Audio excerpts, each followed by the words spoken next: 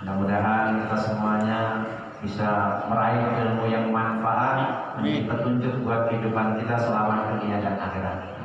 Namanya kalam pada Ustaz Abdiyani LCMA kami persilahkan. Oh iya, sambutan dulu. Sambutan dulu. Kita mau pengen dari ceramah aja. Baik, kepada Bapak Dr. Haji Asyari untuk menyampaikan sambutan. Monggo.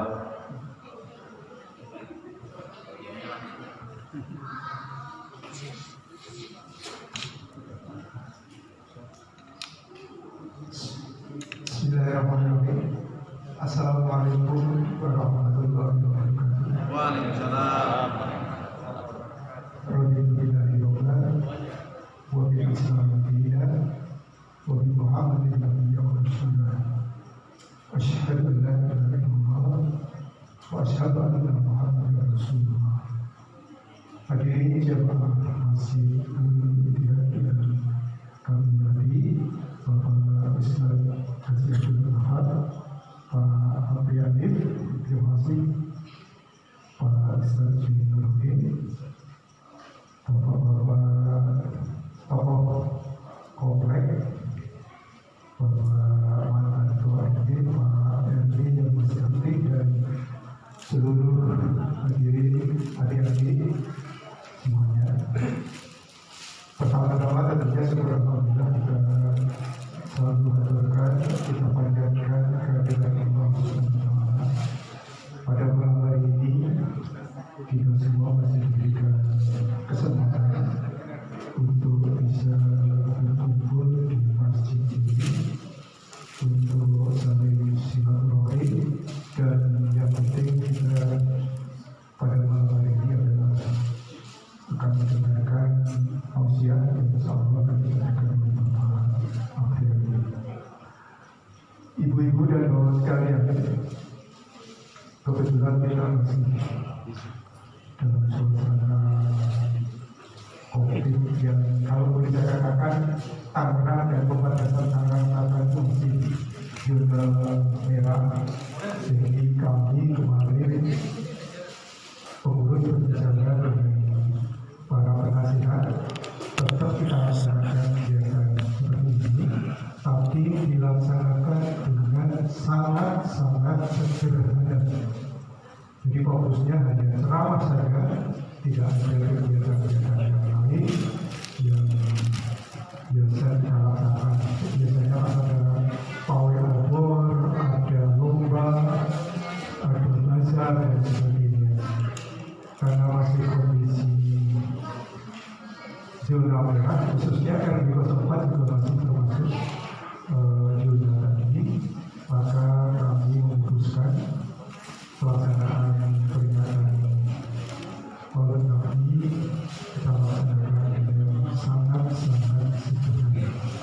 Itu yang pertama. Dan yang kedua terkait dengan materi yang akan disampaikan Pak Ustaz Apriani, tentunya kita tahu hampir tiap tahun kita mendengarkan menyimak para ustaz menyampaikan materi terkait dengan peringatan Maulid Nabi. Tapi pada intinya saya lihat ada dua, bagaimana kita meniru mencontoh akhlak Nabi. Akhlak Nabi ada dua, akhlak Nabi bagaimana kita berada dengan Allah, yang kedua adalah bagaimana kita berhubungan dengan sesama manusia. Mungkin itu yang perlu kita contoh dari apa yang akan atau kita dengarkan sebentar lagi. Memang secara teori itu agak mudah kita mendengarkan, tapi dalam aplikasinya, prakteknya sehari-hari itu sangat susah sekali. Bagaimana kita berhubungan dengan tetangga, supaya dengan teman, supaya tidak sampai tersinggung, sakit hati dan sebagainya. Itu adalah perbuatan-perbuatan yang kadang-kadang mudah kita ucapkan, tapi dalam prakteknya susah sekali untuk kita kadang-kadang lupa, tidak sadar bahwa kita omongan kita ini bisa membuat orang lain menjadi tidak enak. Mungkin itu Pak Apriani, mungkin beberapa hal yang mungkin nanti bisa kita dengarkan kira-kira seperti apa contoh-contoh Nabi mungkin bisa kita aplikasikan dalam kehidupan sehari-hari. Kami juga tidak mengundang terserah orang dari luar, dari pemerintah dalam hal ini kelurahan, kecamatan. Biasanya kita undang. Mungkin tetangga sebelah juga tidak kita undang. Betul-betul sekali lagi ini adalah peringatan yang sangat sederhana. Itulah beberapa yang saya sampaikan. Saya lagi kepada Pak Apriani, terima kasih sekali meluangkan waktunya walaupun ini libur agak panjang, hampir 1 minggu. Bapak-bapak sendiri semua tidak keluar kota sehingga bisa ikut mendengarkan apa yang disampaikan oleh Bapak Apriani. Saya kiri, bila taufiq wal hidayah. Assalamualaikum warahmatullahi wabarakatuh.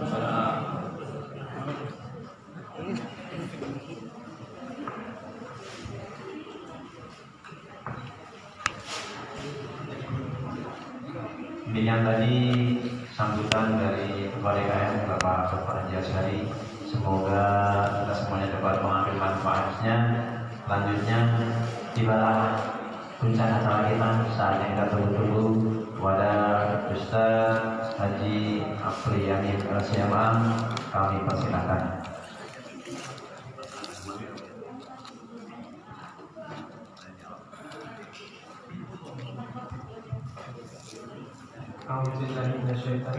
Bismillahirrahmanirrahim.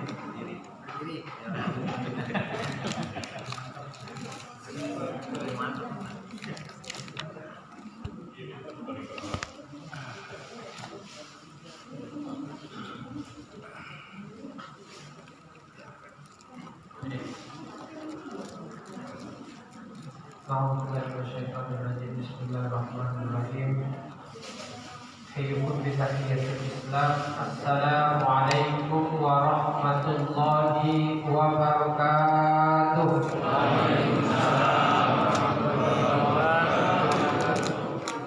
Alhamdulillah. Alhamdulillahi rabbil alamin. Alladzi bi ni'matihi tatimmus shalihat. Ashhadu an la ilaha illallah rabbul makhluqat. Wa ashhadu anna sayyidana Muhammad sayyidus sadat amma ba'du. Ashhadu an la ilaha illallah wa ashhadu anna sayyidana Muhammadar Rasulullah sallallahu alaihi wasallam la nabiyya wa la rasula ba'da amma ba'du. Yang kita hormati para kiai yang nggak mungkin saya sebutkan satu persatu, ada banyak kiai di sini. Yang saya hormati Ketua DKM Masjid Nurul Ittihad beserta seluruh jajarannya, RT RW, ibu-ibu, bapak-bapak hadirin yang dimuliakan oleh Allah Subhanahu wa taala. Alhamdulillah, bersyukur kita kehadiran Allah di malam yang berbahagia ini. Kita bisa sama-sama hadir di masjid ini tidak untuk ceramah, tetapi hanya ngobrol-ngobrol saja, lebih ke diskusi. Kenapa? Karena saya tahu di sini banyak senior-senior saya, baik senior di segi umur ataupun di segi ilmu. Jadi apapun yang akan saya sampaikan sebenarnya sudah pernah dipelajari, sudah pernah mungkin diutarakan. Tetapi kita di sini hanya mengulang-ulang saja, ngobrol-ngobrol santai. Jadi Bapak Ibu jangan tegang. Allahumma shalli ala sayyidina Muhammad wa ala ali sayyidina Muhammad. Kita berselawat kepada baginda Rasulullah sallallahu alaihi wasallam beserta keluarga beliau, para sahabat beliau, dan orang-orang yang senantiasa mengikuti sunnah dan ajaran beliau. Mudah-mudahan kita di yaumil akhir kelak diberikan syafaat oleh beliau hendaknya. Amin. Ya rabbal alamin. Sebelum dimulai kita baca surat Al-Fatihah, kita hadiahkan kepada kekasih kita, Habibana wa qurratu a'yunina sayyidina Muhammad sallallahu alaihi wasallam wa ala alihi wa azwajihi wa dzurriyyatihi sayyidillahi lahum al-Fatihah. Bismillahirrahmanirrahim. Alhamdulillahirabbil alamin, arrahmanir rahim, maliki yaumiddin. Iyyaka na'budu wa iyyaka nasta'in. Ihdinas siratal mustaqim. Siratal ladzina an'amta 'alaihim ghairil maghdubi 'alaihim waladdallin. Amin. Bapak Ibu yang dimuliakan oleh Allah Subhanahu wa taala, malam ini suatu kehormatan, suatu kebahagiaan saya bisa hadir kembali di sini bersama bapak-bapak ibu-ibu semua. Maulid Nabi adalah sesuatu yang sangat luar biasa. Secara pribadi bagi saya, ketika ada acara maulid dan diundang untuk mengisinya, itu dada ini bergetar. Itu saya secara pribadi. Jadi rasanya enggak memuncak rasa ketika berbicara tentang baginda Rasulullah sallallahu alaihi wasallam. Maka karena itu tadi saya ngomong sama Ustaz Juni, karena Covid kita tidak lama-lama. 30 menit maksimal 45 menit. Permintaan dari Ketua DKM kita bahas yang berhubungan dengan hablum minallah wa hablum minannas. Karena itu pada malam ini saya ingin bahas 3 hal. Yang pertama, saya ingin tegur dulu teman-teman yang masih mengharamkan acara Maulid Nabi. Jadi saya ingin bahas hukum dulu, hukum Maulid Nabi itu, biar kita tahu, biar kita paham bahwa kalau ada orang yang masih mengharamkan Maulid Nabi, suruh hadir di sini. Yang kedua yang ingin saya bahas, sosok baginda Rasulullah. Sebenarnya ini poin dari Maulid Nabi itu, kembali mengenal bagaimana sosok beliau, kemudian meneladaninya dalam kehidupan kita sehari-hari. Bagaimana kita akan mengadakan acara Maulid jika kita tidak kenal dengan sosok beliau? Bagaimana beliau itu sebenarnya? Bagaimana cintanya kepada kita? Dalam surat At-Taubah, laqad ja'akum rasulun min anfusikum azizun 'alaikum azizun bima 'anittum harisun 'alaikum bil mu'minina raufur rahim. Telah datang kepada kalian seorang rasul dari diri kalian sendiri. Artinya Rasul itu punya ikatan rasa dengan kita. Harisun, apa ayatnya? Azizun alaihi ma'anittum. Sangat berat rasanya Rasulullah itu jika kalian ditimpa oleh penderitaan. Sangat sedih beliau ketika kita ditimpa oleh penderitaan. Itulah kenapa nanti sebelum di yaumil akhir, ketika masih ada umatnya yang hampir masuk ke neraka, berat hati beliau, nggak mau tarik beliau tarik, nggak ada cerita, beliau tarik. Begitu berat beliau melihat umatnya menderita. Harisun alaikum, sangat ingin semua umatnya mendapatkan kasih sayang, mendapatkan surganya Allah. Bil mu'minina raufur rahim. Inilah orang yang di dalam Al-Quran kata Allah raufur rahim, satu-satunya manusia yang mendapatkan gelar raufur rahim. Ghafurur rahim, Maha Pengampun lagi Maha Penyayang.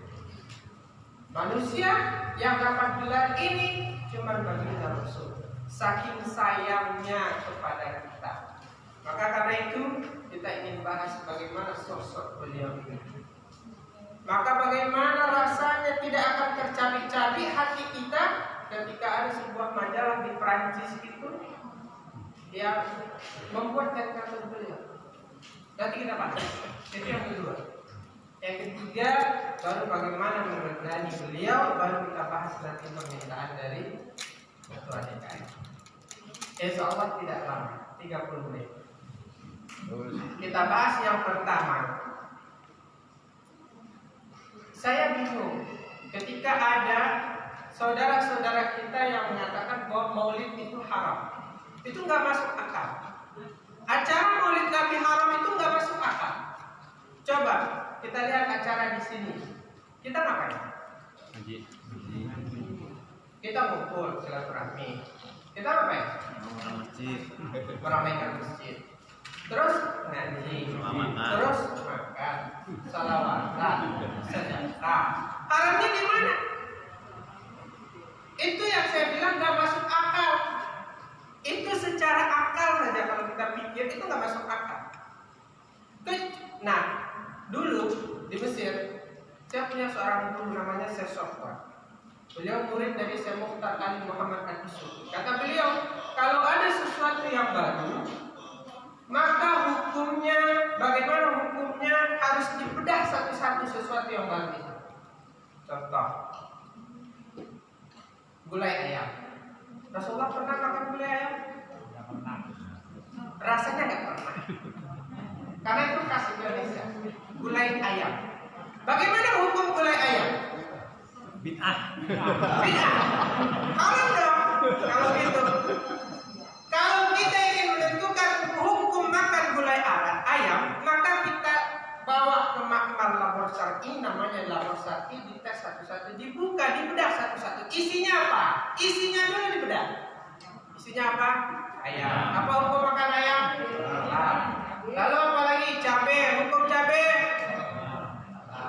Lalu apa lagi? Santan, air, halal, garam, ya kan, bawang. Jika semuanya halal, maka hukum gulai ayam menjadi bid'ah. hukum makannya halal. Tetapi jika sesuatu itu bercampur dengan yang haram, ternyata ayamnya ayam curian dan bisa tahu, maka hukum makan gulai ayam itu yang itu loh haram. Sama dengan Maulid Nabi. Kalau ada orang mengadakan Maulid Nabi itu dia joget-jogetan, buka aurat, dangdutan. Ada loh acara Maulid Nabi dangdutan. Benar? Kalau itu dikatakan haram, sepakat kita. Tetapi kalau acara seperti ini dikatakan haram, itu nggak masuk akal. Jadi nanti bilang kepada saudara-saudara kita yang biasanya yang mengharamkan itu karena tidak pernah datang acara Maulid Nabi yang seperti ini. Kurang teknik. Itu dari akal saja. Kalau ditanya dari naklinya apa? Maka jawabannya banyak. Banyak banget dalil-dalilnya. Setidaknya 4. Yang pertama surat Yunus.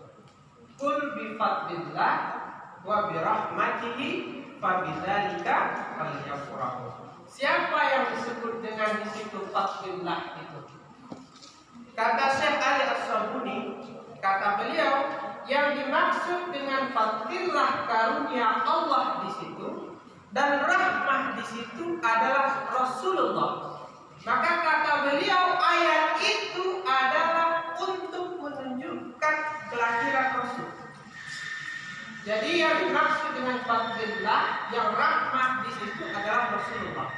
Karena Rasulullah itu digelar dengan rahmah. Bukankah wa ma arsalnaka illa rahmatan lil alamin.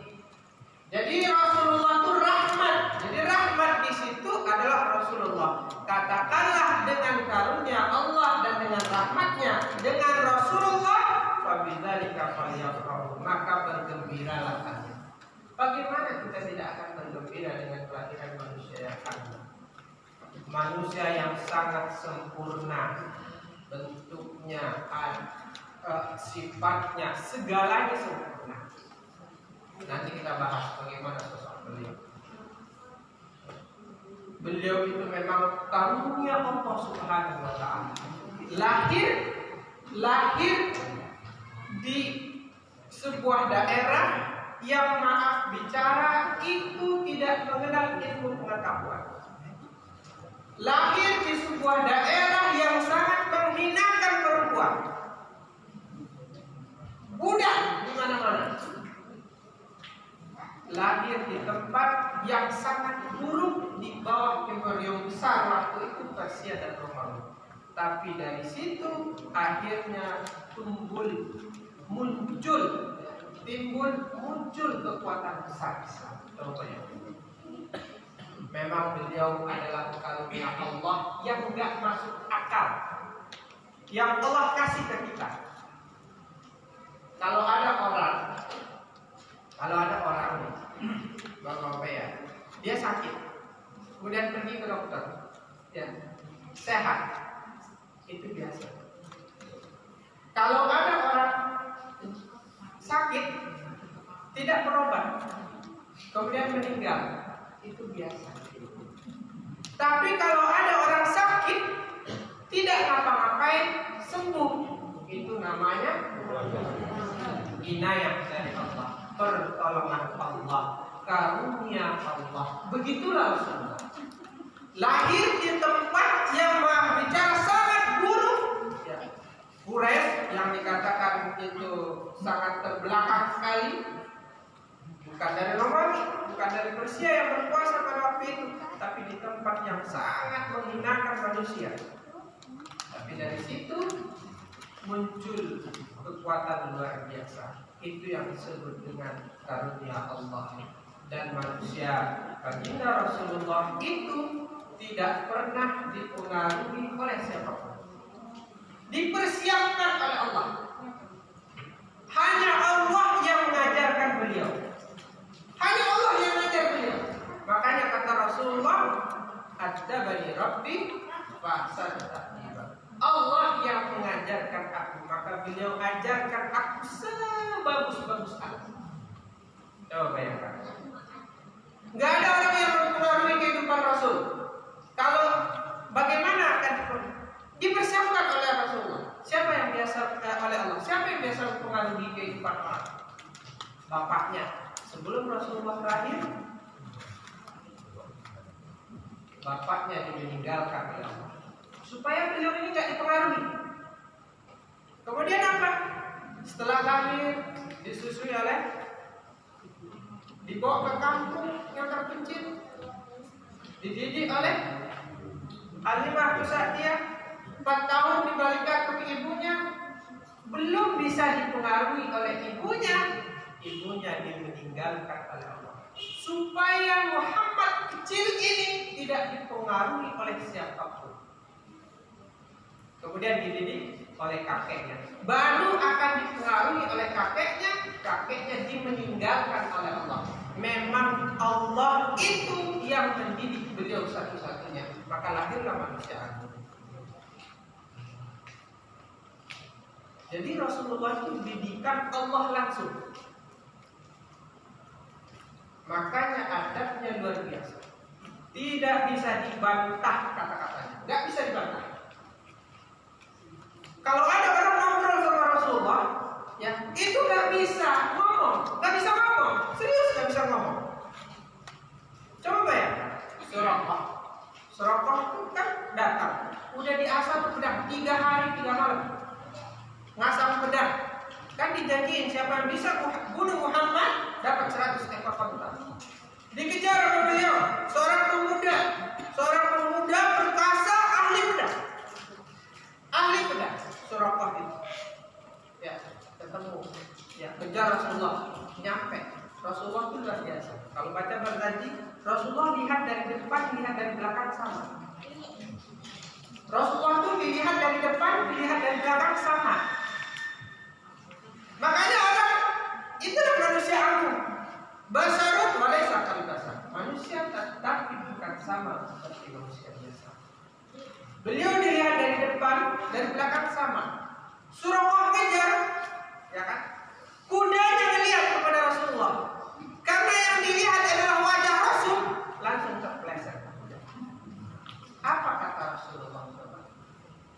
kata Rasulullah? Ya, dia jatuh, Rasulullah berhenti. Rasulullah turun dari kudanya, Rasulullah ambil pedangnya, dikasih ke Suraqah. Apa kata beliau kepada Suraqah? Kata Rasulullah, "Hai anak muda, hati-hati ya kalau naik kuda." Dia mau apa? Gak bisa ngomong. Itu Rasulullah.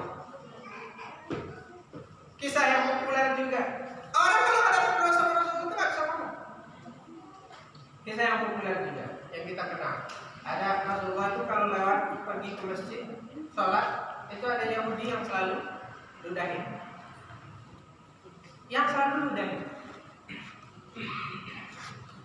Setiap lewat ludahin.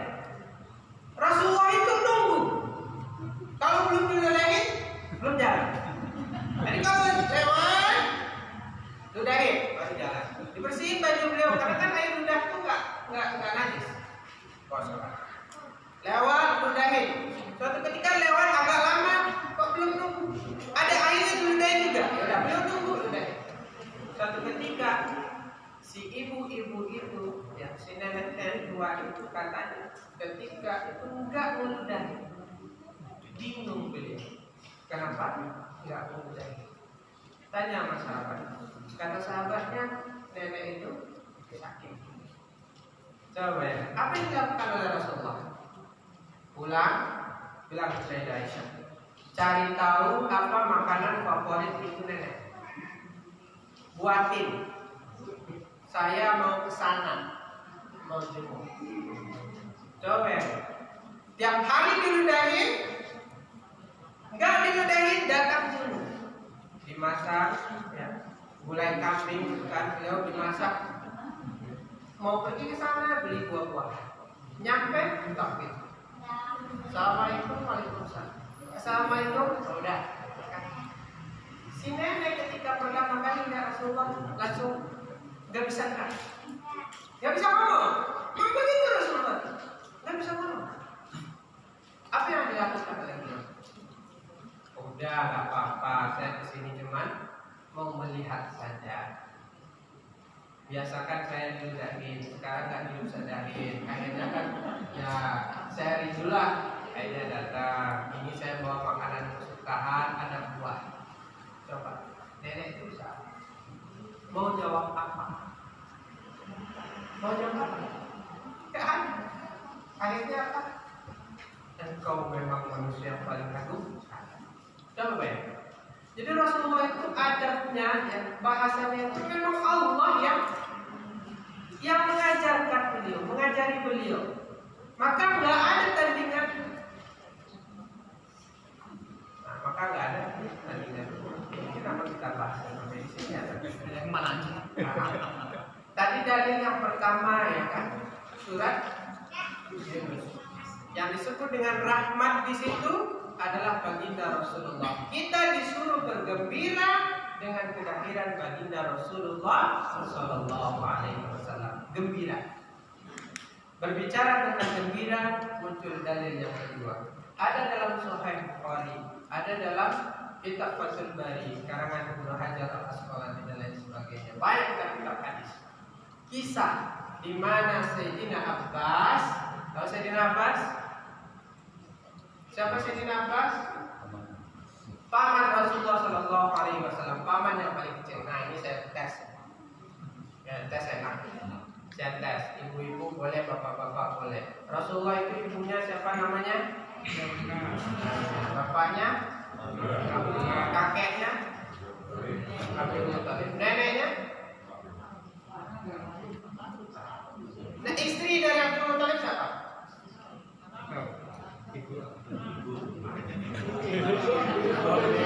Ibu Abdul Muthalib. Oke. Nah itu baru di neneknya, belum di. Apalagi kalau saya tanya paman-pamannya, kapan lahir paman-pamannya. Kita minimal yang dekat-dekat dengan Rasulullah itu tahu.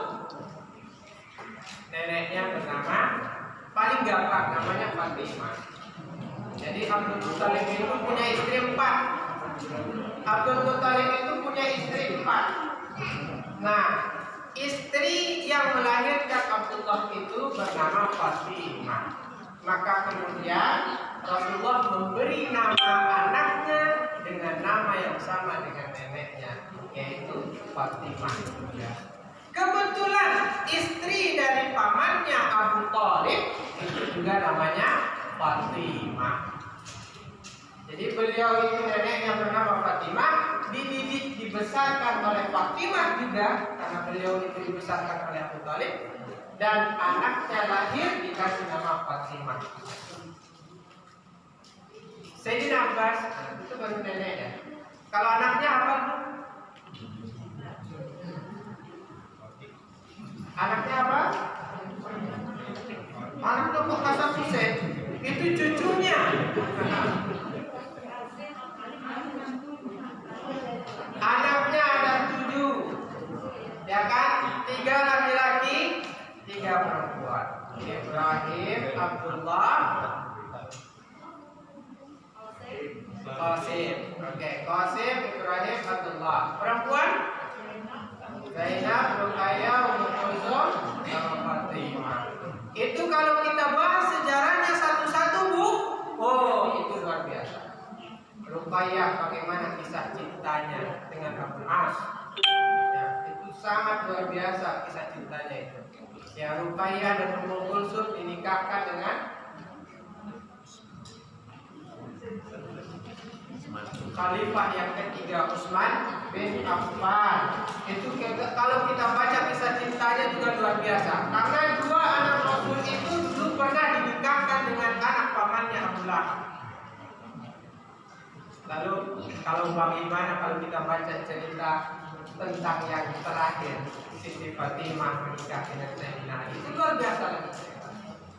Jadi memang kita itu minimal yang itu. Belum lagi cucunya, cucu Rasulullah dari Sayyidah Fatimah itu ada berapa? Ada 6. Kita tahunya kan Hasan Husain. Padahal ada 6. Rasulullah itu cucunya, anak-anaknya mirip-mirip semua. Makanya orang Arab itu ngasih anak mirip-mirip. Hasan, Husain, Muhassin. Nah, Muhassin ini karena meninggal waktu kecil, jadi tidak begitu terkenal. Yang terkenal Hasan dan Husain. Nanti lagi kita bahas. Nah, kita bahas pamannya ini. Kata Sayyidina Abbas ini paman Rasulullah yang paling kecil. Lahir 3 tahun sebelum Rasulullah lahir. Lahir 3 tahun sebelum Rasulullah lahir. Paman Rasulullah itu berapa semua? Ada 15. 10 laki-laki, 5 perempuan. Tapi ketika Rasulullah jadi nabi, itu yang sisa cuma 5. Siapa aja? Abu Lahab, kemudian Abu Thalib, kemudian Hamzah, kemudian Abbas. 2 masuk Islam, 2 tidak masuk Islam. Yang satu bibinya, Sofiyah. Sofiyah ini pada akhirnya pun masuk Islam. Nah, Abbas ini yang paling kecil satu ketika itu pernah bermimpi ketemu sama abangnya Abu Lahab yang sudah divonis masuk neraka sebagaimana surat Al-Lahab. Apa kata Sayyidina Abbas kepada Abu Lahab? Wahai kakanda, apa yang terjadi dengan dirimu di sana? Apa kata Abu Lahab? Saya di sini sangat menderita. Itu masih di Google ya. Saya di sini sangat menderita. Tetapi setiap hari Senin saya mendapatkan keringanan. Ini hadis. Ada dalam Sahih Bukhari. Kata Imam Ibnu Hajar Al-Asqalani, kenapa Abu Lahab dapat keringanan pada hari Senin? Kata beliau, karena pada hari Senin itu Abu Lahab sangat bergembira dengan kelahiran baginda Rasulullah. Coba ya. Orang yang jelas-jelas kafir masuk neraka dapat keringanan karena bergembira dengan kelahiran baginda Rasulullah. Bagaimana bergembiranya Abu Lahab? Jadi Abu Lahab itu sangat cinta sama Rasulullah. Sangat cinta dulunya. Baru jadi musuh itu ketika Rasulullah jadi nabi umur 40 tahun. Tapi sebelum umur 40 tahun itu sangat sayang sama keponakannya itu. Saking sayangnya, Siti Aminah itu yang jagain budak dari Abu Lahab itu. Namanya Suwaibah. Bahkan ketika orang yang pertama tahu Siti Aminah itu melahirkan Suwaibah itu, karena beliau yang di sampingnya, di dekatnya. Di dekat Rasulullah itu Suwaibah. Di dekat Siti Aminah itu Suwaibah. Ketika Rasulullah lahir, apa yang dilakukan oleh Suwaibah? Beliau lari ke rumah tuannya. Beliau bilang, keponakanmu sudah lahir laki-laki. Sangat senang Abu Lahab, sangat senang. Saking senangnya apa katanya kepada Suwaibah? Aku merdekakan kamu. Sekarang apapun kebutuhan Aminah kamu siapkan. Senang, bergembira saja orang kafir mendapatkan keringanan. Dan itu, ini kalau kita cerita-cerita tentang Maulid Nabi, itu banyak terjadi. Ada orang non-Muslim bantu Maulid Nabi, acara Maulid Nabi, ya. Akhirnya masuk Islam, ketemu sama Rasulullah dalam mimpi, masuk Islam. Banyak kisah-kisah nyata yang ada di depan. Dan itu tadi hadis. Itu dalil yang kedua. Dalil yang ketiga, ya jelas hadis Rasulullah tentang puasa Senin. Hadisnya sahih. Su'ila an shawma yawmul Isnin. Ketika Rasulullah ditanya tentang puasa hari Senin, apa kata Rasulullah? Zaka yauma wulidtu, itu adalah hari kelahiran. Jadi kalau Maulid Nabi Bu minimal Maulid Nabi itu sebenarnya tiap minggu. Hari apa? Hari Senin. Jadi kalau mau Maulid Nabi tiap minggu puasa hari Senin. Banyak sedekah hari Senin. Jadikan hari Senin sebagai hari yang istimewa. Itu kalau mau. Kalau tidak, paling tidak sekali setahun. Itu paling tidak. Makanya sangat sedih jika ada acara maulid yang cuma sekali setahun saja. Itu kita harap-harapkan. Itu dalil yang ketiga. Enggak terima juga orangnya. Bilang hadis dalil yang keempat. Maulid Nabi itu saya alhamdulillah sudah kemana-mana artinya tidak di Indonesia. Saya pernah ke Yaman. Di Yaman itu Maulid Nabi jangan ditanya. Ya. Mesir 4 tahun saya di Mesir. Kalau pas bulan Maulud bulan Maulid itu toko-toko itu di depannya itu rata-rata udah kayak lebaran. Benar kayak lebaran. Coba rasain kalau nggak percaya. Datang pas bulan Maulud ke Mesir. Itu di toko-toko itu dihiasi dengan lampu kelap-kelip. Toko-tokonya. Banyak yang jual manisan, banyak yang jual coklat. Untuk dibagi-bagi, disedekah-sedekahkan. Begitu orang menyambut bulan Maulid. Maka sekarang ada sebuah hadis Rasulullah. Mar'al mu'minuna hasanun fa huwa indallahi hasan. Apa yang dianggap oleh hampir seluruh orang Islam itu baik, maka dia di sisi Allah baik. Apa yang dianggap oleh orang Muslim itu kebanyakan adalah jelek, qabilun fa huwa indallahi qabil. Maka dia di sisi Allah qabil. Maka karena itu ikuti kelompok paling banyak. Apa orang Muslim yang paling banyak lakukan, ikuti. Jangan kita ikut kelompok yang kecil. Karena biasanya kelompok kecil itulah yang nyeleneh. Itu jujur.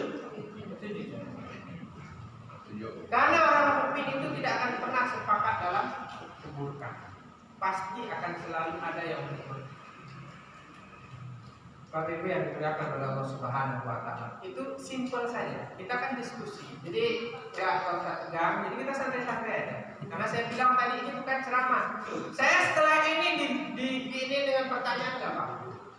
Ini namanya kita ceramah. Sebenarnya Bu, ketika dulu saya acara Maulid Nabi di kampung saya di Padang itu di surau itu kita baca kitab.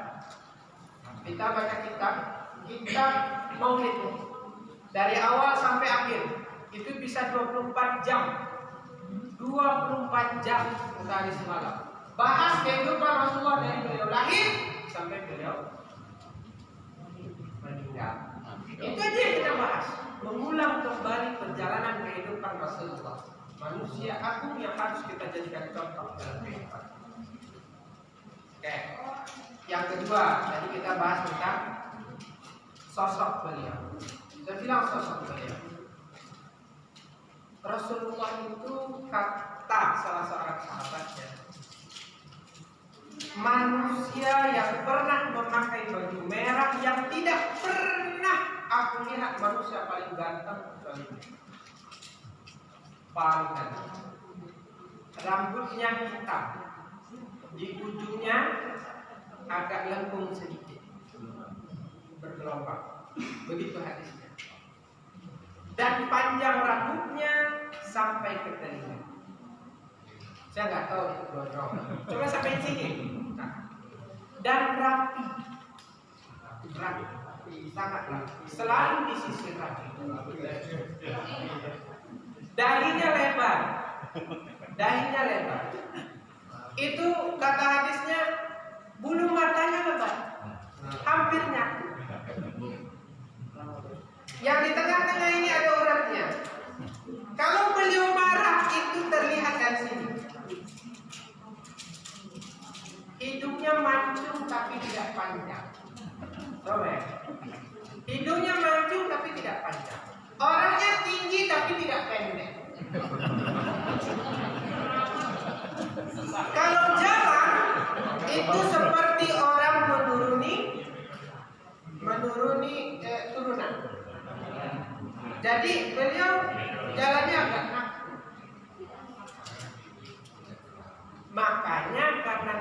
bisa digambarkan dan yang paling pasti paling ganteng, ulama menyatakan bahwa menggambarkan Rasulullah haram hukumnya. Menggambar Rasulullah haram hukumnya. Nah, karena nggak bisa digambarkan. Memasukkan beliau ke film dengan bentuk manusia haram hukumnya.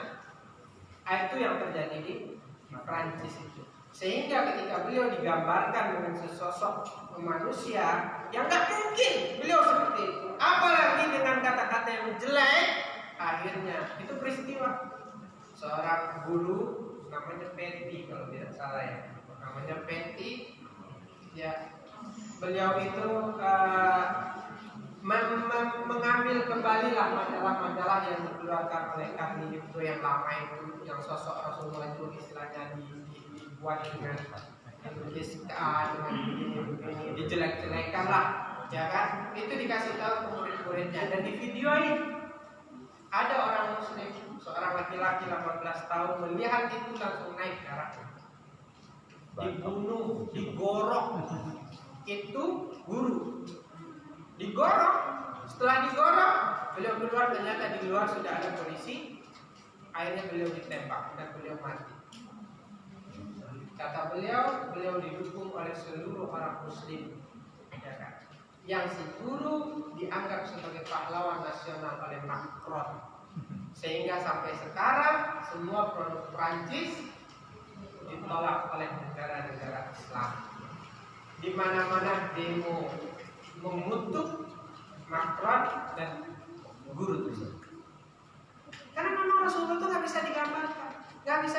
Beliau itu karunia yang hanya Allah yang ngajarin beliau. Allah yang guru beliau itu malaikat Jibril. Yang beliau itu teladan buat kita untuk dalam apapun teladan. Kalau ingin kita suami, lihat Rasulullah, ikuti Rasulullah bagaimana Rasulullah jadi suami. Jadi pemimpin, lihat Rasulullah bagaimana Rasulullah jadi pemimpin. Jadi pekerja, ilmuwan, lihat Rasulullah bagaimana Rasulullah jadi ilmuwan. Jadi pemimpin negara, lihat Rasulullah bagaimana Rasulullah memimpin negara. Semuanya ada di Rasulullah. Coba ya. Itulah kenapa orang Barat saja mengakui beliau. Nigel Hart menempatkan beliau sebagai orang nomor 1 itu, ya, dalam orang yang paling berpengaruh di dunia itu 23 tahun menjadi orang paling berpengaruh di dunia. Di tempat yang antah berantah, yang tidak dikenal, yang tidak kenal ilmu, yang perempuan akhirnya bisa meruntuhkan Romawi dan Persia yang berkuasa pada waktu itu. Sosok beliau yang agung, yang kalau diceritakan itu nggak bisa diungkapkan. Maka hari ini kita sebagai umatnya hanya satu caranya. Yang ketiga ini, ikuti beliau, taati beliau. Kata Rasulullah, man ata'ani faqad ata'ani. Barang siapa yang mentaati aku, maka dia sama saja dengan taat sama Allah. Karena itu apa yang harus kita lakukan sebagai kalau memang kita cinta kepada Rasulullah, kalau memang kita cinta kepada Rasulullah, buktikan. Bagaimana membuktikannya? Ikuti perintah Allah, jauhi larangan. Jangan aku cinta sama Rasul jika sholat subuh kita masih telat. Jangan aku cinta sama Rasul jika silaturahmi kita tidak jalan. Jangan aku cinta sama Rasul jika apa yang dilarang kita masih kerjakan. Itu nggak cinta namanya. Rasulullah itu bagian dari diri kita, bagian dari diri kita. Beliau akan sangat tersakiti jika kita melakukan dosa. Kita melakukan dosa, beliau yang sakit kemudian. Kita masuk neraka, beliau sakit. Nah, bagaimana cintanya? Beliau merasa bahwa kita itu, beliau bagian dari diri kita. Itu yang mesti. Maka hari ini kita harus melakukan apapun yang diperintahkan oleh Rasulullah, ya apa yang dilarang oleh Rasulullah kita tinggalkan. Begitulah membuktikan cinta. Ya kan? Ya kita jangan sombong. Apa itu sombong? Rendah hati.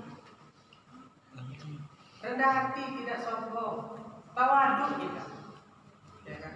Ada orang bilang saya nggak sombong, saya nggak sombong. Tawadu rendah hati itu dilihat dari 3. Sifatnya, perkataannya, sama gayanya. Jangan ngaku saya nggak sombong tapi lisannya pedas. Saya nggak sombong tapi perangainya menunjukkan dia sombong. Innallaha la yuhibbu man kana mukhtalan fakhura. Sesungguhnya Allah tidak suka kepada orang yang sombong dan membangga-banggakan diri. Maka sombong enggaknya kita lihat diri kita, lihat perkataan kita, lihat perangai kita, lihat perbuatan kita, lihat sifat kita. Apalagi Rasulullah itu sabar dalam banyak hal. Sabar itu banyak Pak. Ada sabar dalam ketaatan, ya. Ada sabar dalam maksiat, ada sabar ketika ditimpa musibah, ada sabar ketika diberikan kenikmatan. Bahkan kenikmatan pun itu adalah ujian yang harus kita sabari. Bisa nggak kita gunakan untuk kebaikan? Bangun empati, merasakan apa yang dirasa oleh orang lain. Ini sifat Rasulullah, Rahim, merasakan apa yang dirasakan oleh orang lain. Dari situ, ketika kita sudah merasakan apa yang dirasa oleh orang lain, lahirlah simpati. Bagaimana kita bisa berbagi dengan orang lain? Apalagi di zaman COVID begini. Di zaman COVID begini, simpati harus kita bangun. Janganlah kita zalim, mengambil hak orang lain, memakan hak orang lain, memaki orang lain, mencaci orang lain. Jangan zalim. Zalim itu adalah dosa yang paling gelap nanti di hari akhirat. Inna zulma zulumati yaumil qiyamah. Sesungguhnya kezaliman adalah kegelapan nanti yang luar biasa di hari kiamat. Coba bayangkan, di hari kiamat itu nanti kita akan butuh amal. Butuh amal. Setiap manusia butuh amal. Gak ada orang yang mau bagi amalnya dengan siapapun, gak ada. Dengan anak dengan istri gak ada bagi-bagi amal, gak ada. Karena kita sekecil apapun kita butuh. Nah, pada waktu itu, ketika kita membawa pahala sholat, ketika kita membawa pahala puasa, ketika kita membawa pahala sedekah kita, silaturahmi kita, kebaikan-kebaikan kita itu, datang orang minta sama kita. Lu dulu mukul gue, mana amalmu buat saya? Gak ada istilah maaf di situ. Gimana mau maafin? Gak ada istilah maaf. Gak bisa dimaafin. Om dia butuh. Saya butuh loh. Kurang dikit saya langsung maafkan saya. Gak ada cerita. Kamu pernah ngambil hak saya? Kembalikan. Ganti dengan amal. Kamu pernah mencaci saya? Kembalikan. Kamu pernah, itulah yang disebut dengan orang yang bangkrut di hari akhirat. Ya. Sampai-sampai amalannya tadi habis dan dosa orang yang dia sakiti itu ditimpakan kepada dia. Coba, makanya jangan zalim. Zalim itu luar biasa sekali. Di akhirat kita mendapatkan itu gelap rasanya. Makanya kalau kita dizalimi di dunia nggak apa-apa, itu tabungan akhirat. Tapi jangan sampai kita menzalimi orang lain seberat apapun hidup hari ini. Seberat apapun hidup kita hari ini, jangan sampai kita menzalimi orang lain. Dan itu ya, Allah balas di dunia. Itu lebih parah lagi. Kalau Allah balas kezaliman kita, nah, itu lebih parah lagi Pak. Karena kata Allah itu, kezaliman itu bisa dibalas di dunia, bisa dibalas di akhirat. Di akhirat pasti, tapi kalau di dunia kadang mungkin Allah lakukan. Kalau Allah balas, ya ada cerita. Ada seorang nelayan, hidupnya biasa, nelayan, pergi nelayan di tengah laut dapat ikan. Ketika dapat ikan, apa yang dia lakukan? Alhamdulillah ya Allah, saya dapat ikan, dapat sedikit ikan. Ini buat makan nih istri saya di rumah, anak-anak saya. Dibawa lagi ikan, ya kan? Di tengah jalan dari pantai menuju rumah, dia bertemu dengan sekelompok pasukan, tentara, polisi, orang kuat, orang pemerintahan. Ya, orang pemerintahan. Kan orang berkuasa ya. Apa kata polisi itu? Itu apa? Istilahnya lagi-lagi apa? Itu apa? Ikan Pak. Sini. Dari mana tadi? Nelayan Pak. Ayo dah, buat saya ya. Ambil dong oleh bapak tua ini. Mau ngapain? Melawan kagak bisa. Kita sudah tua, ya kan? Mau nyaci maki gak ada guna. Ambil dilakukan. Aduh, nggak makan lagi. Ya udah, dibawa ke polisi. Orang ramai mereka. Diambil sama komandannya itu, dibawa pulang. Ikan itu, ikan yang enggak hak dia, dibawa pulang. Belum nyampe rumah, ada ikan kecil. Ya, ikannya kan tadi agak banyak. Ada ikan kecil, salah satu ikan kecil, gigit jari si polisi itu.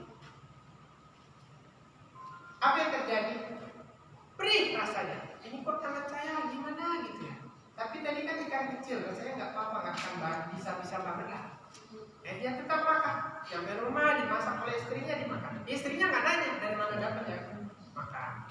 Selesai makan, ya pulang tidur ya kan, tidur biasa. Besok pagi tangannya itu sampai sini. Apa kata istrinya? Ini tangan apa kenapa? Iya, pedih nih, kemarin digigit sama ikan. Jadi aku dokter. Pergi ke dokter. Sampai dokter, apa kata dokter? Ini ikan, ini tangan bapak ini kena racun ikan. Bapak harus amputasi. Potong sampai sini. Apa kata si polisi? Gak mungkin dok. Gimana mau amputasi? Cuma ikan kecil kok, bukan ikan beracun. Nggak percaya saya.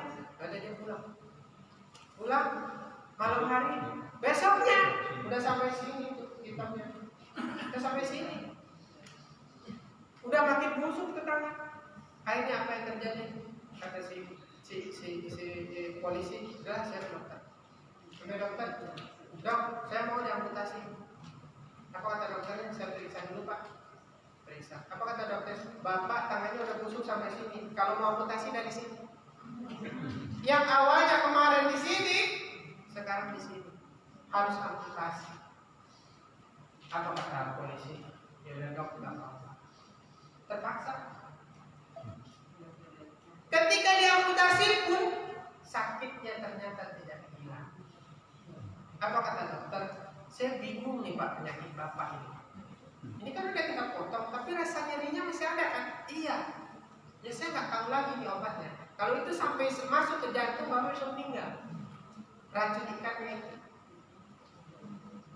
Akhirnya dia pulang, tafakur mikir, apa ya? Kok bisa ya? Apa yang saya lakukan? Mikir-mikir, ketemu sama teman-temannya, datang gitu kan, pasukannya datang. Terus ada yang ngomong, itu mungkin karena kamu ngambil paksa kemarin dari si nelayan itu. Akhirnya apa yang terjadi? Polisi dengan berat hati, dia cari tuh nelayan, cari ketemu. Pak, iya, saya kemarin yang ngambil ikan bapak. Oh iya. Dia cerita tangan saya diamputasi terus karena digigit oleh ikan. Hah? Kata bapak itu. Kok bisa ya? Ya udah sekarang saya minta maaf, tolong maafkan saya. Apa kata Pak nelayan yang biasa-biasa? Oh, ya udah saya maafkan. Karena beliau orang baik dimaafkan, biasa aja bagi beliau. Bagi beliau nggak apa-apa. Lalu polisi itu ngobrol sama Pak nelayan. Kenapa ya Pak? Apa yang Bapak lakukan ketika saya mengambil ikan Bapak? Apa kata nelayan? Saya ini bukan orang yang kuasa, bukan penguasa, bukan orang kuat seperti Bapak. Saya nggak bisa apa-apa. dan nggak ngapa-ngapain. Lalu apa yang Bapak doakan? Apa kata laki-laki nelayan itu, Bapak tua itu? Yang saya doakan adalah, ya Allah, saya ini orang lemah, tidak berkuasa. Engkaulah yang maha punya kekuasaan. Tunjukkan kekuasaan-Mu ya Allah. Itu yang saya baca. Ditunjukkan dalam itu. Karena itu jangan pernah zalim sama orang lain. Karena antara orang yang zalim dengan Allah tidak ada hijab. Kalau orang zalim itu berdoa, udah habis kita. Maka jangan zalim sama orang lain. Walaupun dia banyak dosa, ahli maksiat, kita zalimi, dia doa, doanya dikabul oleh Allah Subhanahu wa taala. Cepat atau lambat.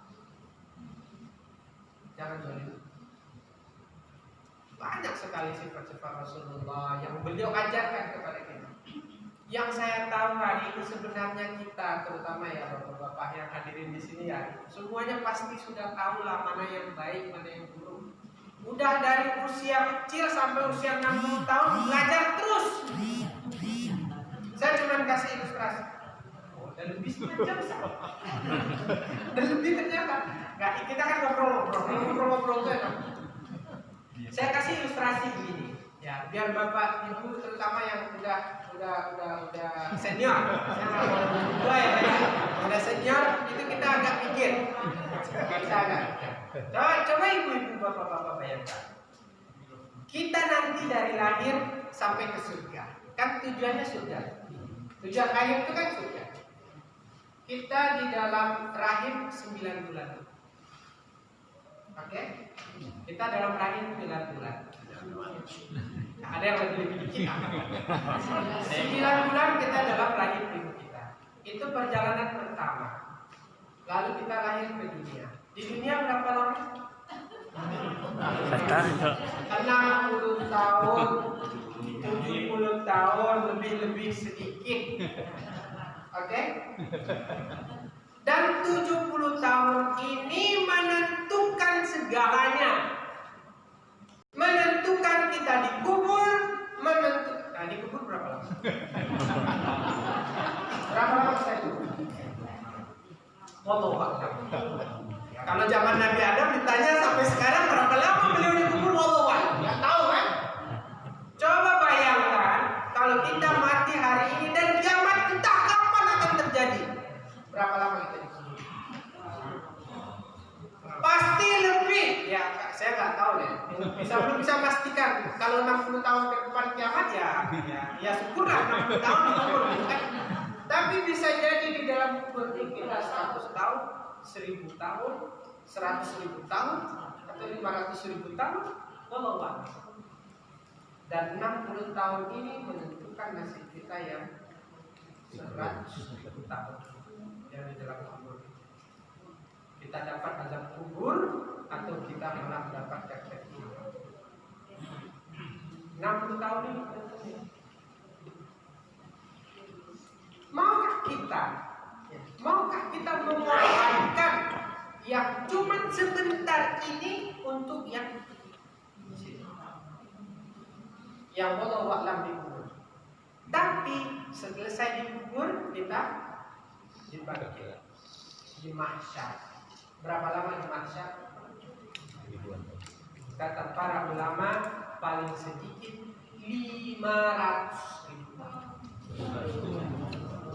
1.500. Coba bayangkan, itu desak-desakan. Seluruh orang di dunia ngumpul tuh. Seluruh orang di dunia ngumpul. Oke? Setelah mahsyar ada namanya hisab. Ya. Kita dihisab, Bu. Ditampilin satu-satu kayak gini, diputar kehidupan kita. Seberapa banyak orang di dunia dikumpulin satu-satu? Berapa lama itu? Kata para ulama paling minim 50.000 tahun sampai 500.000 tahun. Coba ya. Setelah dihisab, ditimbang, antri juga seluruh orang semuanya. Nimba. Kata para ulama 50.000 tahun sampai 500.000. Setelah ditimba baru kita lewati sirat. Yang di sana juga desak-desakan. Ya semua orang lagi dari Nabi Adam sampai sekarang, sampai nanti kiamat kumpul di situ. Lewat satu-satu. Ya kan? Ada yang terjatuh ke dalam neraka, ada yang sampai ke surga. Sirat itu katanya paling minim 50.000 tahun sampai 500.000. Baru kita sampai pada tujuan akhir surga yang dikatakan di dalamnya kal selama-lamanya. Kalau kita hitung kubur, wallahu a'lam. 500.000 tahun, 500.000 tahun, 500.000 tahun, 500.000 tahun. Berapa itu kira-kira? Yang katanya di dalam Al-Quran juga sehari di akhirat sama dengan 1.000 tahun. Coba bayangin, ditentukan oleh hidupnya 60 tahun di sini. Yang 60 tahun di sini. Makanya dikatakan setiap orang nanti di hari akhirat menyesal. Menyesal. Yang sholat ke masjid menyesal. Yang datang 5 menit sebelum sholat nyesal. Yang datang setengah jam ke masjid nyesal. Yang datang 5 menit ngomong, kok saya datangnya 5 menit sebelum sholat, kenapa enggak 20 menit? Yang setengah jam ngomong, kenapa saya enggak itikaf dulu 1 jam sebelum sholat masuk? Yang dapat sholat jamaah nyesal. Yang telat pasti nyesal, apalagi yang enggak nyesal. Yang ibadahnya nyesal, apalagi kalau maksiat. Coba bayangin. Itu adalah perjalanan kehidupan. Jadi memang gunakan kesempatan yang masih Allah beri kepada kita. Alhamdulillah di sini ramai masjidnya. Ayo kita gunakan kesempatan. Mumpung Allah masih ngasih kita kesempatan. Dan nggak tahu kesempatan itu sampai kapan. Kalau sampai 2 tahun ke depan, alhamdulillah. Kalau sampai 3 tahun ke depan, alhamdulillah. Kalau cuma sampai minggu depan, alhamdulillah. Artinya gunakan kesempatan itu sebaik-baiknya dengan beramal sebanyak-banyaknya, karena itulah nanti yang menentukan. Karena itulah yang menemani kita. Dikubur menemani kita. Yujba'u'ain salasa. Orang meninggal itu diberi oleh 3. Ahlu amalu, keluarganya, hartanya. Ya Ustaz, yang 2 ini balik. Gak ada mau keluarga kita nemenin kita di dalam kubur. Gak ada. Yang mau menemenin kita, waya berkawain amal. Sisa 1 itulah amal kita. Semakin banyak amal kita, maka semakin bahagia kita. Ada orang yang mungkin menganggap sholat sunnah itu biasa, karena gak kelihatan. Tapi kata Rasulullah dalam hadisnya, 1 sujud yang kamu lakukan mengangkat derajatmu 1 tingkat di sisi Allah, menghapus 1 dosa. Coba ya. Karena itu setiap sholat sunnah, lakukan yang sunnah-sunnah. Sunnah Rasul lakukan semuanya kalau bisa. Yang udah senior ini terutama nih. Kan pekerjaan udah gak ada lagi nih. Ya kan udah pensiun kan? Kalau udah pensiun udah. Makanya saya selalu bilang, kalau usia udah 60 tahun, gak ada lagi mikirin dunia, gak ada lagi mikirin dunia. Udah, gak usah mikirin nambah mobil, gak usah mikirin nambah rumah, gak usah mikirin cucu. Gak usah. Nanti cucu saya pakai mobil apa tidak, gak usah. Rezeki Allah yang ada. Udah senior enggak? Setiap kebaikan yang kita lakukan menambah dekat kita di sisi Allah Subhanahu wa taala. Tapi semakin kita jauh dari Allah, ya sudah. Kalau usia-usia segini masih nggak bawa ke masjid, udah sampai mati kan? Benar. Dan ingat, dalam sebuah hadisnya Rasulullah katakan, ya, orang nanti dibangkit di yaumul mahsyar sesuai dengan keadaan dia lahir, keadaan yang meninggal. Karena dia meninggal seperti itu, dia nanti dibangkit di lebih masa. Kalau lagi main gaplek meninggal, berarti nanti main gaplek dibangkit ketika keadaan main gaplek. Maka karena itu gunakan kesempatan yang Allah beri ini untuk menambah teman kita di hari akhirat. Berbanyak amal. Saya nggak akan menunjukin amalnya apa aja, kita udah tahu tuh. Yang penting tadi tuh zalim, jaga hubungan silaturahmi, jangan zalim, sedikit pun jangan zalim. Kita dizalimi orang nggak apa-apa, tapi jangan sampai kita berani. Silaturahmi dihidupkan, hubungan sesama manusia. Dosa itu ada dua, Pak. Dosa itu ada dua. Dosa pertama dosa kepada Allah. Dosa kepada Allah itu Bapak Ibu, jika ibu minta ampun, insya Allah Allah ampunkan. Kecuali dosa syirik.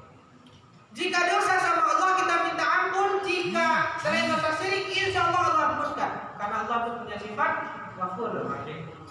Tetapi ada dosa yang kedua, dosa kepada makhluknya Allah, manusia, hewan, tumbuhan. Untuk apa itu? Makhluk Allah. Jika kita berdosa sama makhluk Allah, manusia, hewan, tumbuhan dan lain sebagainya, itu Allah nggak akan ampuni kecuali orang itu memaafkan. Itu luar biasa. Maka ini dosa yang perlu kita takuti. Dosa kepada manusia ini, dosa kepada hewan ini yang perlu kita takuti.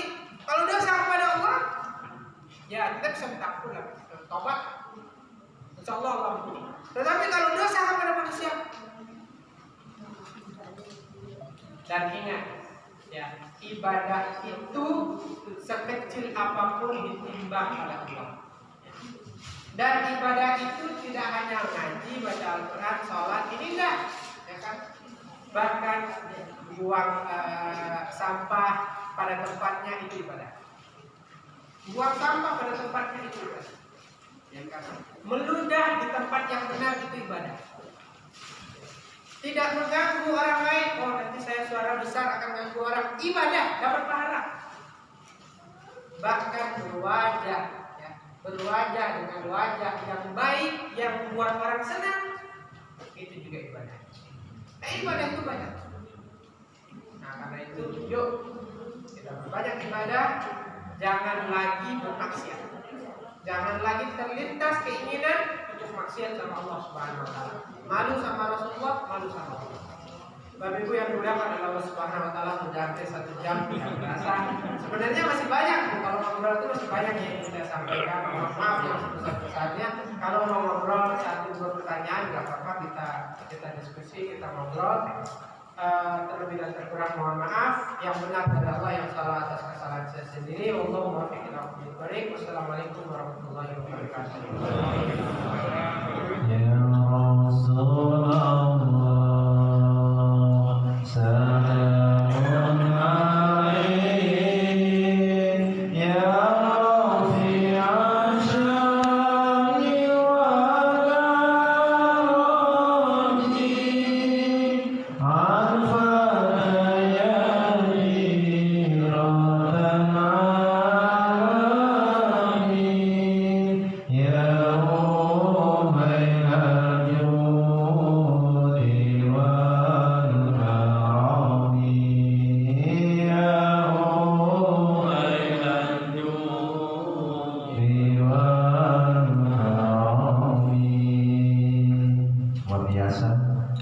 semuanya masih seger.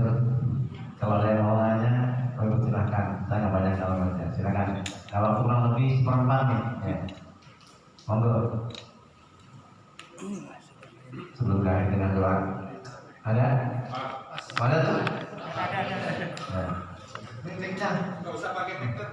Boleh, biar kedengeran. Ini masuk Facebook. Udah sekali. Ada, enggak?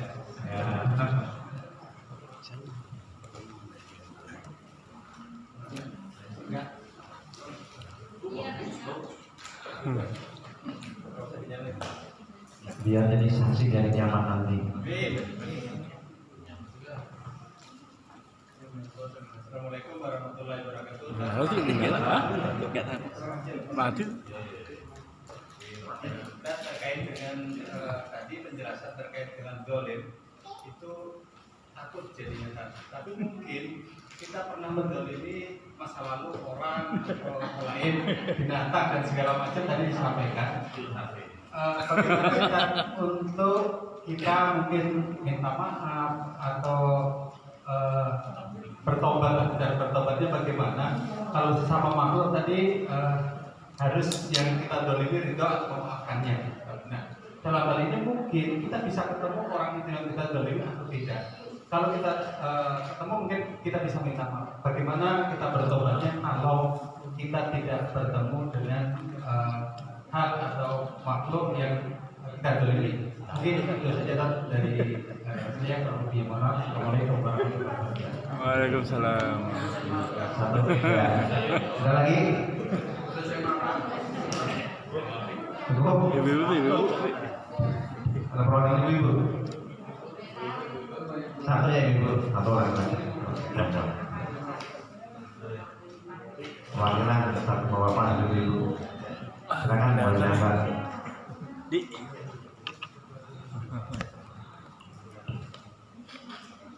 Ya, terima kasih. Assalamualaikum warahmatullahi wabarakatuh. Waalaikumsalam warahmatullahi Selamat wabarakatuh. berjumpa lagi Bapak Ustadz yang sudah lama kita tidak ketemu ya.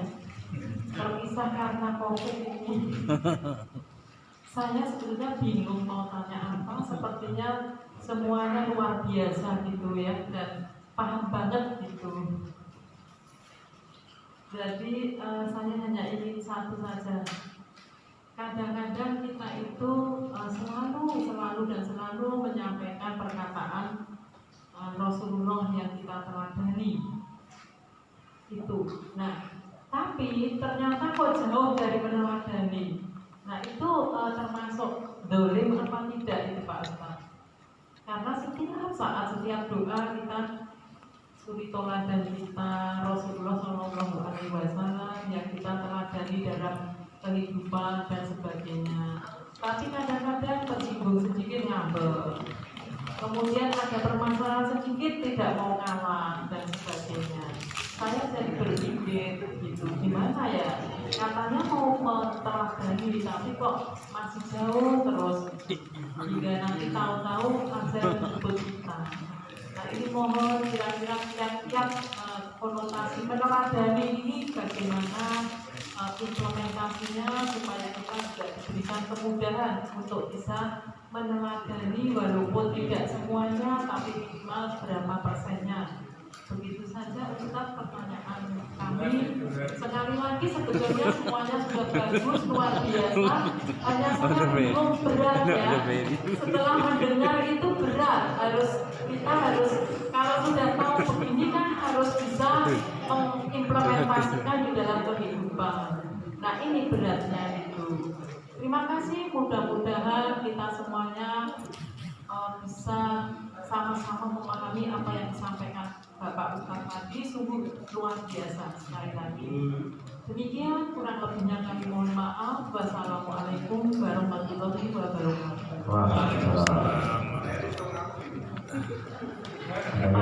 Pak Heri luar biasa.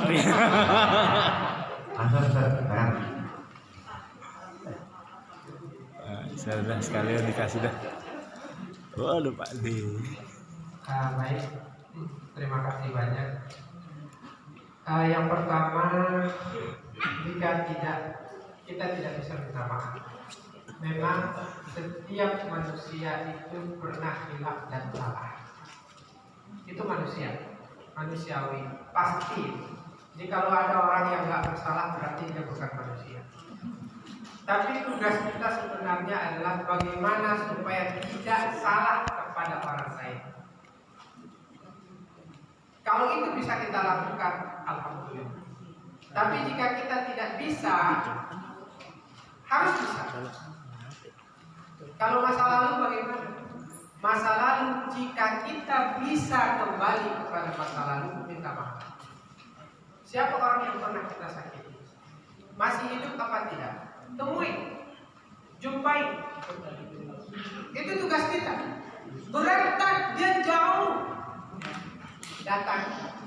Mau dia berat di dunia, apa nanti dia Mau berat di dunia apa nanti di akhirat? Kalau bisa mulai sekarang lah gampang lah, ada handphone, ada Facebook, ada WA, gitu kan. Bisa minta maaf, ya kan? Tapi jika memang benar-benar sudah tidak bisa jadi karena sudah meninggal dunia sama ahli waris. Kalau ahli warisnya masih kita tunggu. Saya dulu pernah berbuat salah sama orang tua ini, tolong maafkan saya. Saya pernah begini, tolong maafkan saya. Saya pernah ngambil dulu duit diam-diam 1 juta, tapi orangnya nggak tahu. Saya mohon maaf. Kembalikan. Nah itu kembalikan. Harus. Nggak ada istilah. Kembalikan. Mau di dunia apa di akhirat? Di akhirat itu pasti diminta. Kan ada orang, oh dia kan teman saya, nanti dimaafkan saya. Ya kalau dimaafkan, kalau tidak.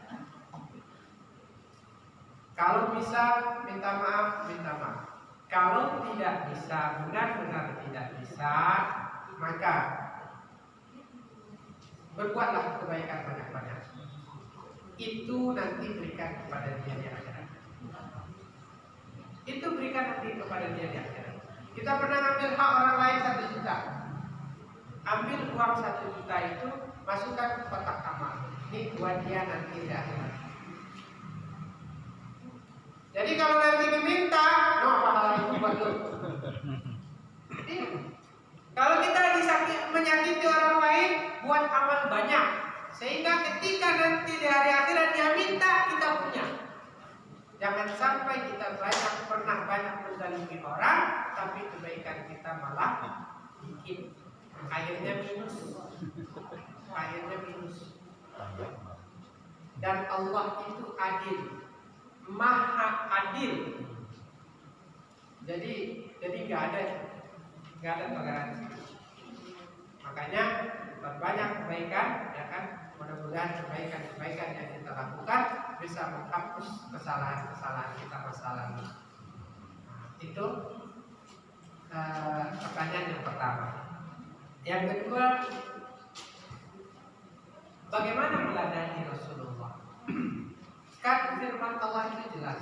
Laqad kana lakum di situ semuanya. Fi Rasulillah uswatun hasanah.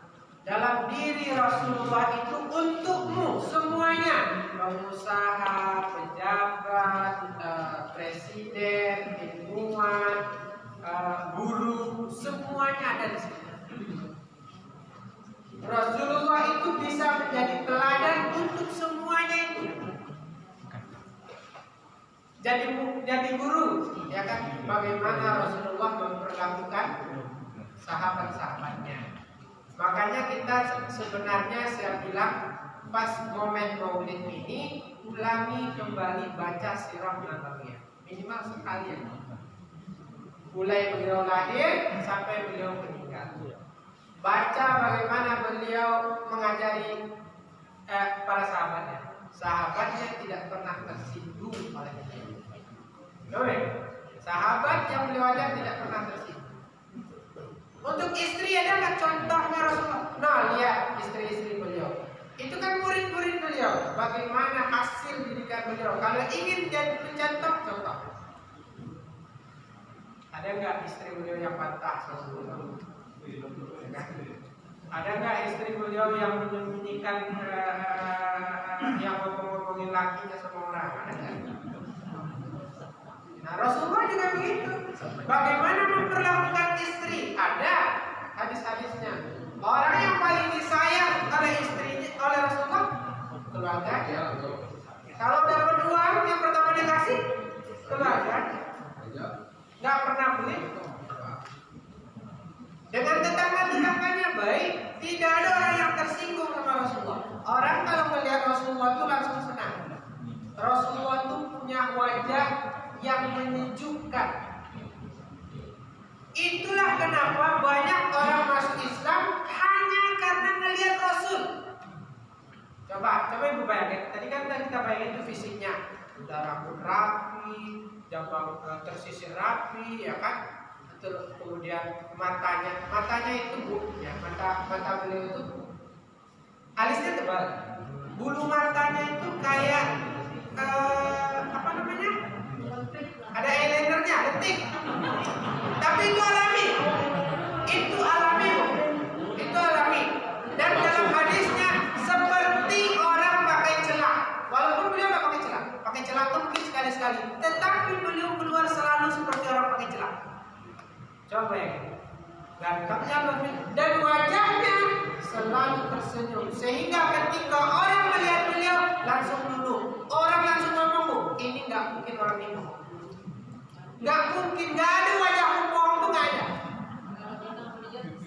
Nah begitu Rasulullah itu digambarkan. Nah coba ya, nah, itulah yang harus kita teladani dalam segala hal. Ya, bagaimana kemudian jadi murid aja kan gurunya Jibril. Bagaimana beliau berguru kepada Jibril, beliau jadi murid, itu bisa diteladani. Bagaimana seorang murid harusnya kepada guru. Nah, lihat Rasulullah kepada Jibril. Lihat Rasulullah kepada Jibril. Kalau Jibril datang tuh beliau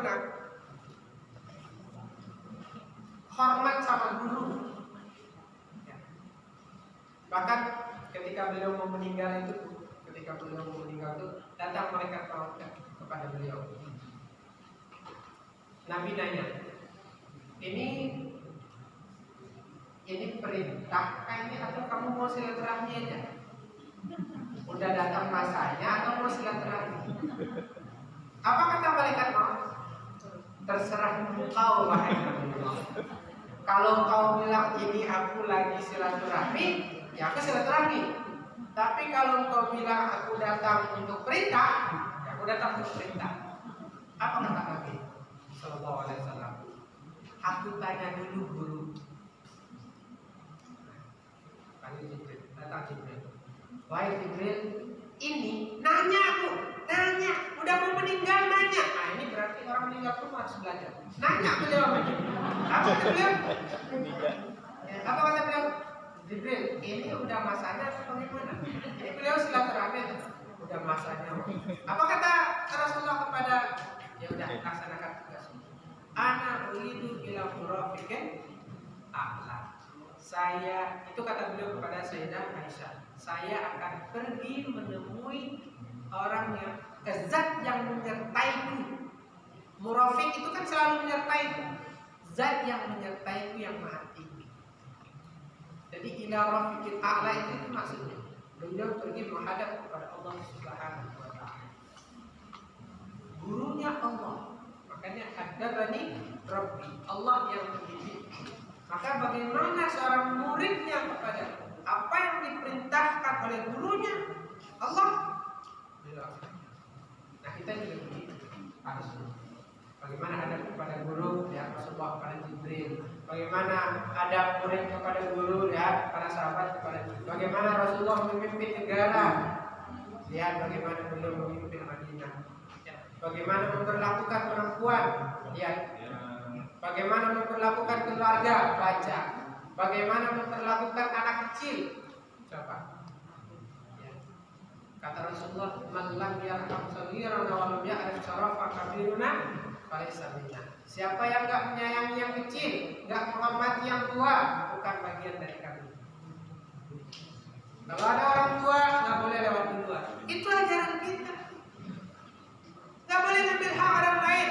Nyentuh bini orang aja enggak boleh. Nyentuh, serius.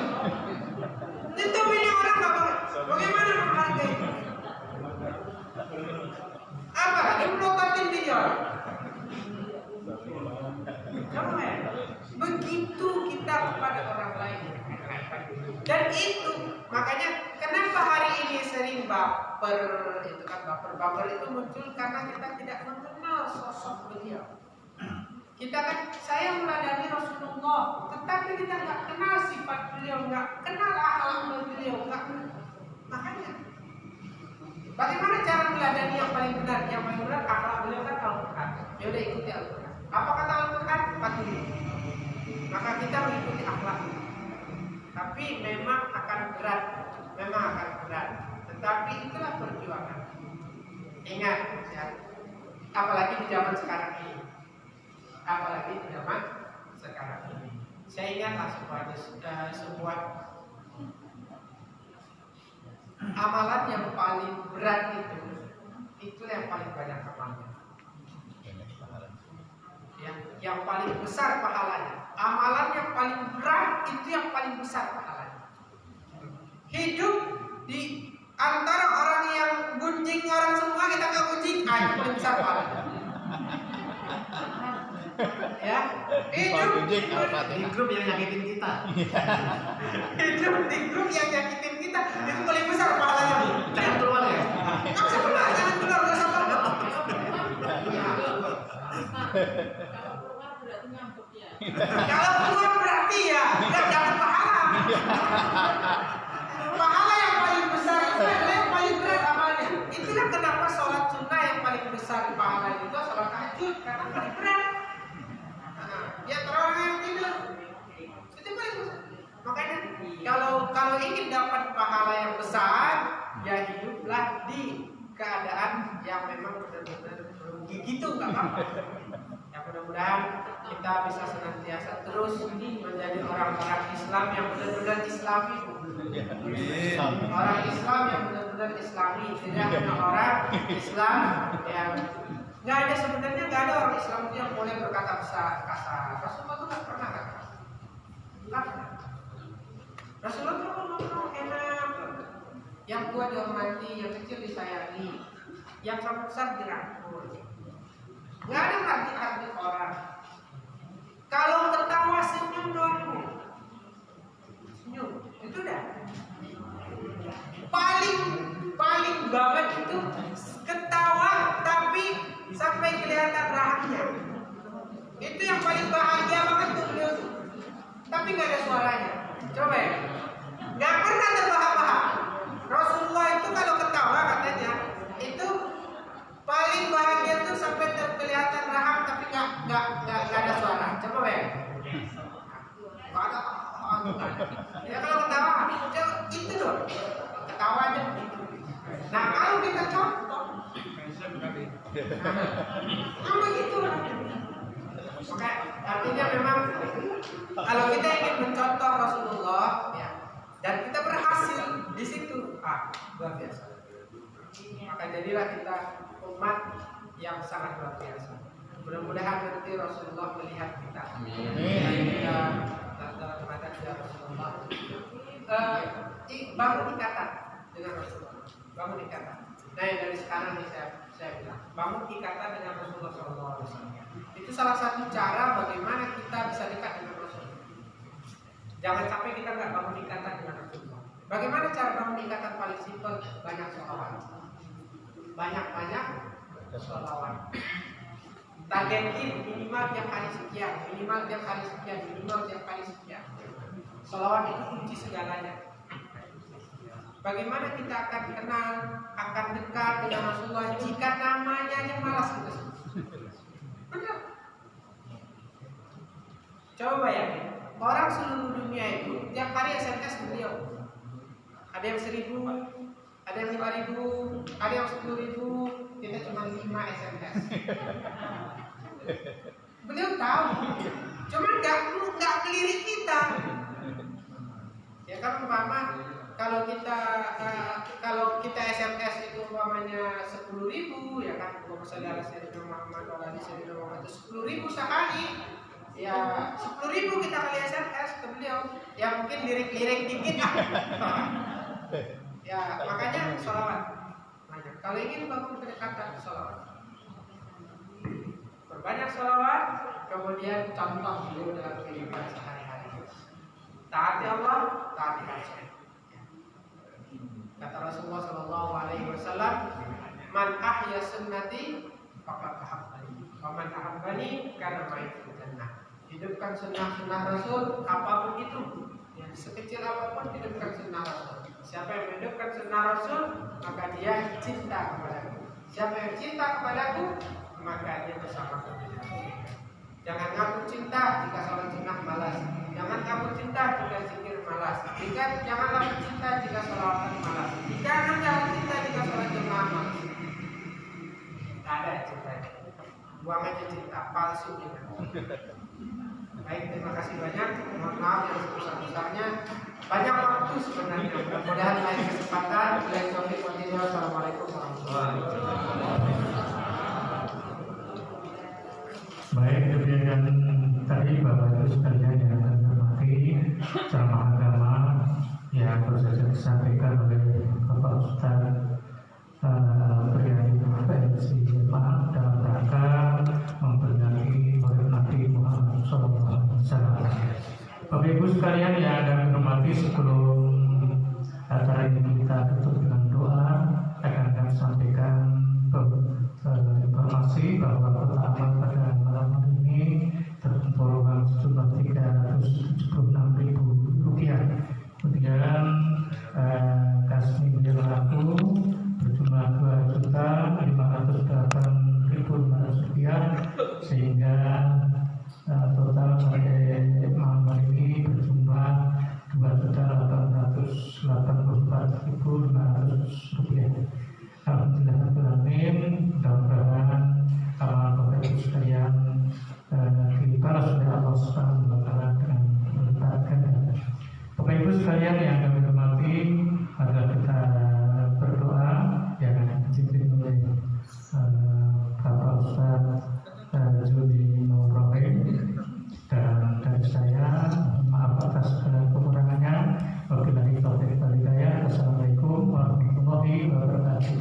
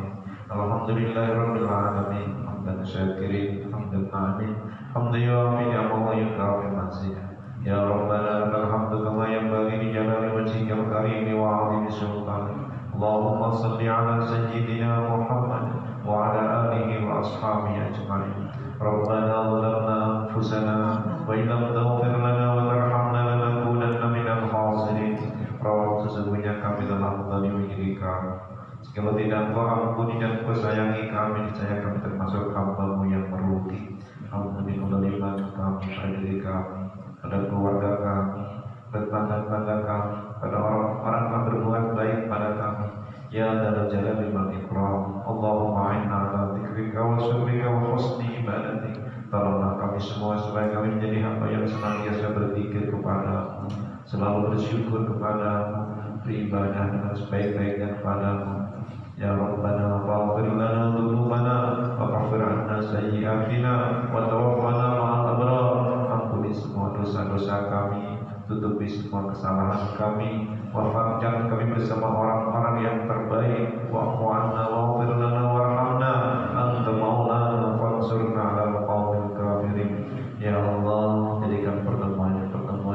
sukai. Ya Allah, turunkan rahmat kepada kami semua ya Allah. Takdirkan semua yang hadir mendapat syafaat dari Nabi Muhammad SAW. Punjamkan mahabbah kami, cinta kami kepada Rasulullah SAW. Rabbana atina fid dunya hasanah wa fil akhirati hasanah wa qina adzabannar. Muslimin wal muslimat wal mu'minin wal mu'minat al ahya'i minhum wal amwat bi rahmatika ya arhamar rahimin. Subhana rabbika rabbil izzati amma yasifun wa salamun alal mursalin walhamdulillahi rabbil alamin. Subhanallahumma wa bihamdika asyhadu an la ilaha illa anta astaghfiruka wa atubu ilaik. Wassalamu alaikum warahmatullahi wabarakatuh.